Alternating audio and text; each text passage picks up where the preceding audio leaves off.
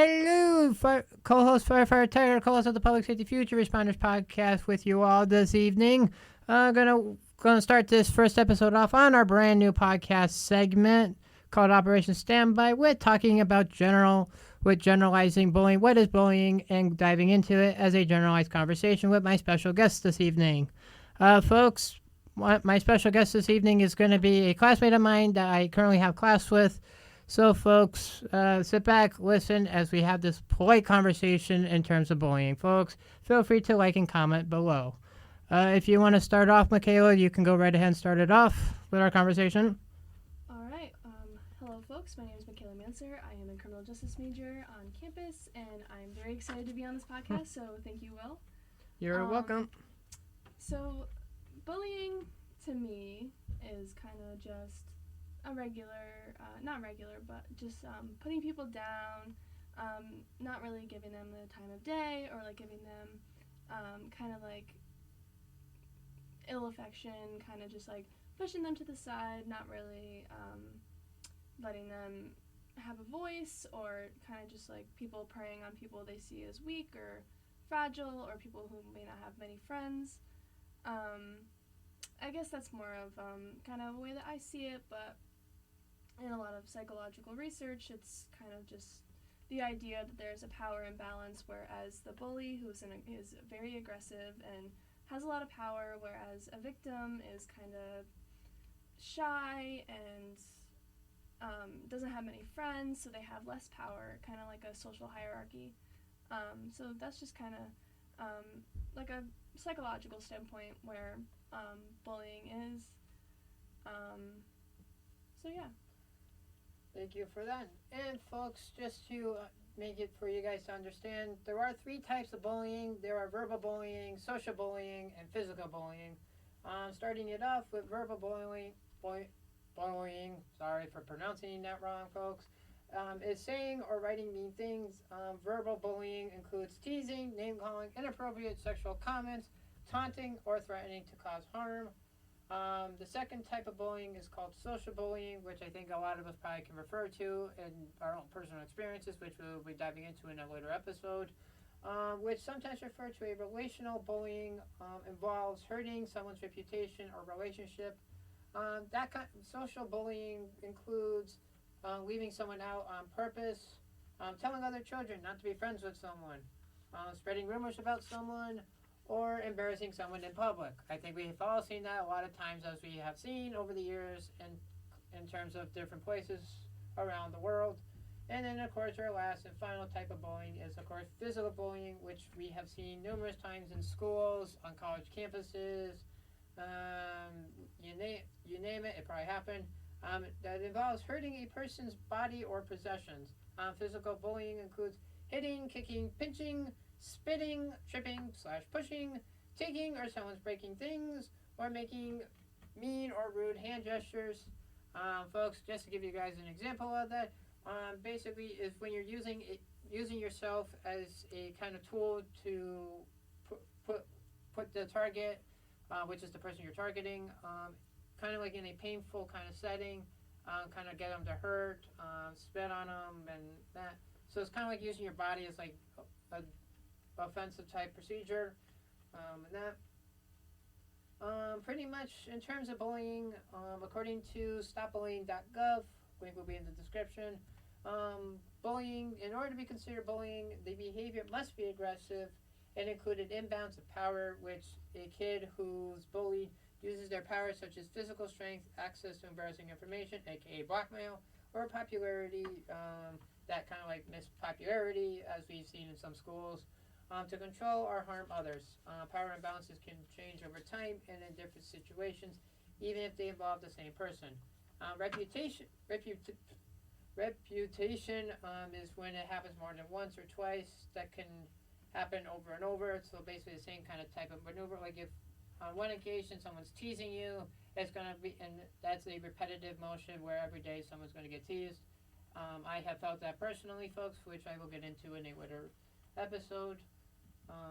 And that. So basically bullying is when you have one or more people who are basically finding an individual who they feel is weak and kind of like going up to them and picking on them, calling them names, being rude, disrespectful to them. In a lot of places, you see them most common are like in your schools, like in high school, middle school, especially sometimes on college campuses. Even though you're grown adults, there are some college campuses that have had bullying issues, and there are resources out there to try to help prohibit that. A lot of colleges, especially like the University of New Haven, for example, has students in their freshman year take a course on how to be from a bystander to an upstander, which is kind of basically stepping into the situation if they feel comfortable with doing so, and basically going and kind of diffusing the situation. So, anything else you want to add? Yeah, so I think that when thinking of bullying and the turn of the century with social media, I think bringing up cyberbullying is also another issue. I know, which we will get into a later episode, but I had experiences with cyberbullying when I was in middle school / high school. So I think that's an important point to bring up as well, which we can talk about in a later episode. But other than that, I just think that some overarching statistics that I found from an article named Bullying in Schools, a State of Knowledge and Effective Interventions, which I felt was respectful to the author to bring up, that 20 to 25% of youth are directly involved in bullying as perpetrators, victims, or both. So it's very interesting. A lot of, not a lot, but a few here and there are bullies are also victims themselves. So I just felt like that was an interesting statistic to bring up, and it's actually about 9 to 25% of youth that are victims of bullying at some point in their life. And this article was published in 2017, so not too long ago. And I think because, social media has become such a big thing recently, it is worth talking about cyberbullying, and possibly the numbers for cyberbullying have increased since 2017. I would definitely have to agree with you there. Especially those are some good, really statistics that you happen to point out, Michaela, which is very good. We're going to switch on gears while we're still talking about generalizing bullying and kind of diving into like what bullying is and kind of breaking it down for you guys to understand. We're going to move on to talking about the warning signs for bullying. Basically, out there are many types of warning signs that have indicated that someone's been affected by bullying, either being bullied or bullying others. So basically, either being the bully who is targeting others, or being what is known as the target, which for those of you who may not understand that terminology, target is basically the person that the bully is targeting and is kind of getting them to hurt, is like the main focus point of the bullying. Basically, recognizing warning signs is an important first step in taking action against bullying. Unfortunately, not all children who are bullied or are bullying others ask for help, which is sometimes true, sometimes is not true. Basically, some children who are the bully end up kind of like, sometimes it could be one or more bullies that kind of join in together and kind of like want to harass somebody, pick on them. And then, of course, kids who are bullied, who are the targets, don't want to ask for help because they're afraid to ask for help, because then they feel like they're going to get picked on by their bully, or if their bully finds out that they reported the issue to an authoritative person, whether it's the principal, a teacher, basically mainly a trusted adult, and that. So basically, in terms of signs to look out for if a kid is being bullied, if you're an adult, or is a sign that a child is being bullied, some signs that may point to a bullying problem are unexplainable injuries, like if the kid didn't fall down but has a bruise mark, but the kid didn't look like he fell down. Lost or destroyed clothing, books, electronics, or jewelry. Basically, if it's not accidental. Frequent headaches or stomach aches, feeling like sick or faking illness just because they want to stay away from their bully. And then, of course, some really an interesting one that StopBullying.gov kind of points out is kind of like a changing in eating habits, like suddenly skipping meals or binge eating. Kids may come home from school hungry because they didn't want to eat lunch, because a lot of times in a school setting, a lot of times your bullying issues will mainly happen at like lunchtime. Like it's mainly in the hallways or in the classroom, or especially at lunch. Like I have seen numerous times before. I've witnessed numerous times. Kids have been getting picked on during lunch. So like so some kids will probably want to sit away from everybody because they feel like they're going to get targeted. Difficulty sleeping or frequent nightmares because of having that same repeated moment and the bully picking on them. Declining in grades, loss of interest in schoolwork, or not wanting to go to school because of bullies. Bullies do kind of have that scare that they put on people on their targets, because they feel that if you're going to come into school, you mainly are going to have to deal with the bully, which kind of puts a lot of painful work into having to try to rebuild them to be able to do schoolwork. And then, of course, the sudden loss of friends or avoidance of social situation, which is just kind of basically where the target kind of want to shelter themselves away from everybody. Kind of like don't want to have friends because they're afraid that their friends might find out what's been going on. That kind of feeling like the helplessness or decreased self-esteem, because if they go to tell a trusted adult, they're afraid that the adult's just going to kind of brush it off. As the bully, there are signs of, as a bully, of getting into physical or verbal fights, having friends who want to join in with the bully to pick on others, are increasingly aggressive. The bully is usually the one that most of the time gets sent to the principal's office or or is given detention. Kind of has unexplained excess money or new belongings because the bully picked on the target to try to steal stuff. Blame others for their problems, like, oh, it wasn't me that did it, it was Joe Schmo that over there that did it, I had nothing to do with it. Kind of putting the blame on other people instead of taking responsibility for their action. And pretty much, like, this is a bigger one that I've seen a lot of, and I kind of, like, doubt it, because I'm like, you kind of shouldn't be competitive about it, but is competitive and worried about their reputation or popularity, because they feel like if they don't bully somebody, then they kind of like lose their popularity from their friends, because they feel that they are more highly motivated, kind of top of the tier in the class kind of things. And then, of course, from 2018, indicators of school crime and safety only shows that 20% of school bullying incidences were reported. Folks, that is a small number back in 2018, because a lot of cases kind of get brushed under the rugs because there are many reasons kids don't want to tell adults. Few of them are because bullying can make a kid feel helpless. Kids may want to handle it on their own to feel in control again because they want to build that self-esteem that they lost. They just want to be feared because they're going to be seen as weak or a tattletale. In another episode, I will explain my personal experiences, but I have been labeled a tattletale because of what I had to do, because I stood up against my bullies and reported them, and I was assigned a tattletale because I would run to the teacher every 5 minutes. But more on that in another episode. Kids may feel backlash from the kid who bullies them, because if the kid goes and reports it, then the teacher is going to call out the kid who picked on you, and after being reported, the bully's going to come back at you again on a different occasion to humiliate you even more.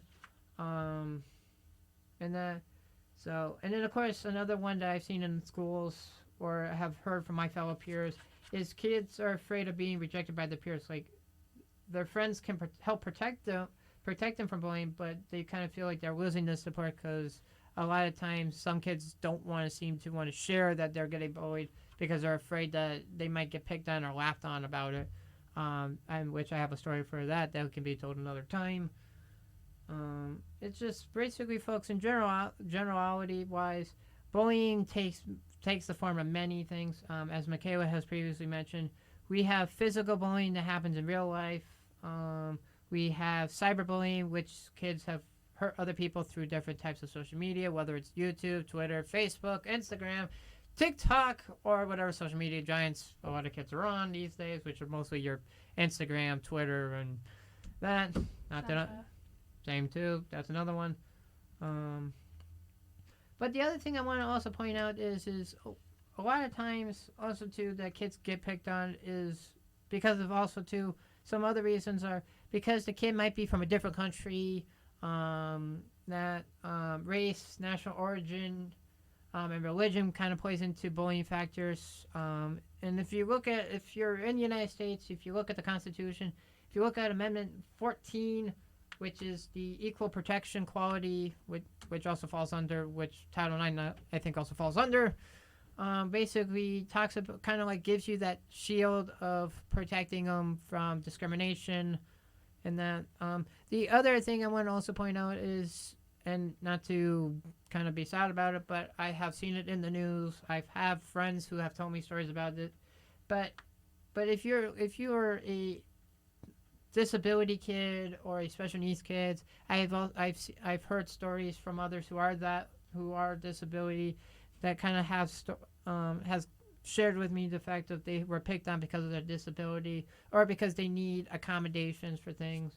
Another group that I feel so bad for, and I kind of support them 100% is the LGBTQ community, the youth out there, because of what they have to go through, and hence why the month of June is Pride Month, because it's for the time for the LGBTQ community to come out and kind of express themselves and kind of show their support for them, and kind of get people to support them, and kind of like rub off this stereotyping of, oh, we're not this, we're not that, we're us, this is who we are, and this is who we are.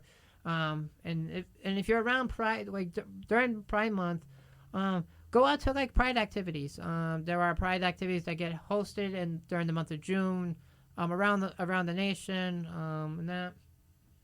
But and that. I'm from North Haven, Connecticut, and we had our very first Pride Festival this past summer, so that was awesome. Another thing I'd like to point out too, you made a good point about kind of like prejudice-related bullying. So on top of peers with disabilities, those who receive special education services in this study were 3.9 times more likely to be victims and 4.8 times more likely to be bully victims, which is a separate kind of like you were bullied, and then or because you have so much frustration, you become a bully because you are victimized. If that makes any sense, I don't know how. It does. But yeah, to be a bully, then there are peers without disabilities. So that also goes to show like people with disabilities do experience more bullying than those who are abled. And also homophobia is a really big thing in schools. This study says that out of 7,000 students aged 13 to 21 years showed that nearly 9 out of 10 LGBTQ students experience harassment at schools. So I think that's another interesting point to bring up, along with what you said, like if you are anything out of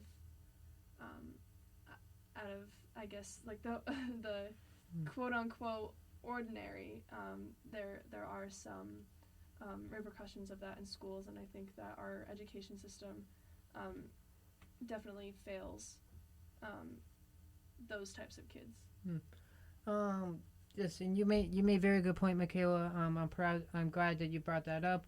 In addition to that, one more thing that we're going to point out is before we come to the end of this episode, is the fact of, in terms of bullying and suicide, there is a relationship which I feel so shameful, but in a sense it gets brought about because the media seems to often want to link bullying with suicide because of the fact of you get picked on so much, it kind of leads into like the depression, and as we've all probably heard from one case or another, or we read it in journals or books, where the fact of depression leads to suicide. However, most youth who are bullied do not have thoughts of suicide or engage in suicidal behaviors, even though the media often links bullying with suicide.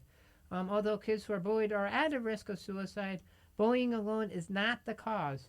Many issues contribute to suicide risk, including depression, problems at home, and trauma history.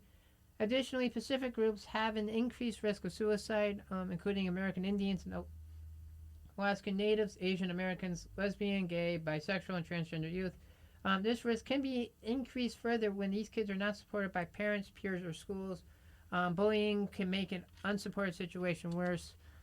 Basically, it's really sad to say the fact of a lot of times there are a lot of cases that go unreported in terms of bullying because kids are afraid to want to speak up and open up the fact of I was bullied and this is how it happened, and that because they're ashamed that they're going to get laughed on by their fellow peers, and it's just going to make the situation feel more sad and depressed, and that. So we're joining along with a lot of other community organizations around the world, especially in the United States, and coming out forth to show our support for bullying awareness and raising awareness for bullying, and the fact of if you are the target of a bully, I just want to point out the fact that you are not alone, folks. If you have been the target of bullying, now is your time to turn around and stand up to the bully, and that folks.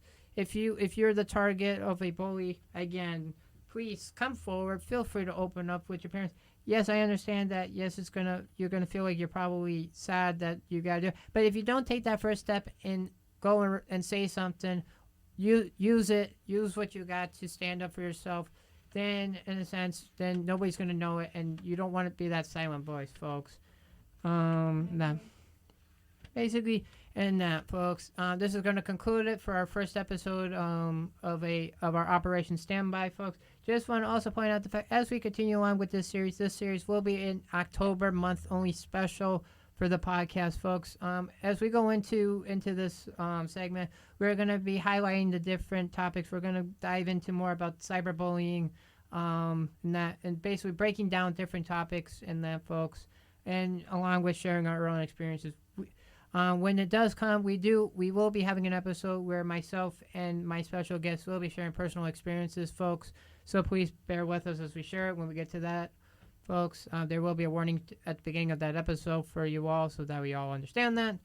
And folks, last thing I will say is, and I will conclude with this, is the fact of, if you're the target of a bully, stand up for yourself. And if you're a bystander who witnessed bullying, stand up for that target. Intervene if you want to, folks. I have seen it where it's so many times where there has been kids that have been have been the target of bullying, and there have been a group of people who have been standing around and who are the bystanders who don't want to take action, folks.